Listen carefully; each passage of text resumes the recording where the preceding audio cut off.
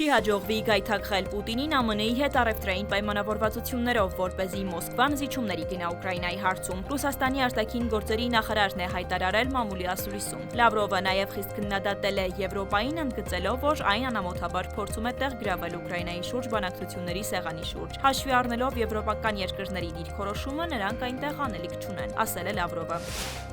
Այս տարվա օգոստոսին Վրաստանը ամբողջությամբ մարել է երկարամյա պարտքերը 7 երկրների։ Թբիլիսին Ռուսաստանին է վերադարձրել շուրջ 4 միլիոն դոլար, Թուրքիային 1 միլիոն 139 հազար, Ղազախստանին 636 հազար, Ադրբեջանին 585 հազար, շուրջ կես միլիոն դոլար Հայաստանին, Իրանին 427 հազար, 12 հազար եվրո էլ Նիդերլանդներին։ Ֆինանսական այս պարտավորությունները Վրաստանի կառավարությունը ստանձնել է ավելի քան 2 տասնամյակ առաջ։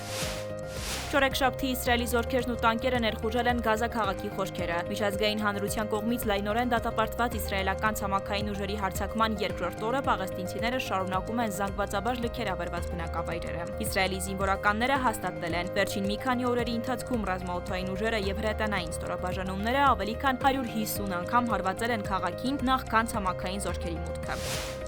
Ռուսաստանի եւ Ուկրաինայի միջև գերիների նոր փոխանակումների նախապատրաստական աշխատանքները դադարեցված են, բայց դա չի նշանակում, որ դրանք չեն կարող շարունակվել, ասել է Կրեմլի խոսնակը։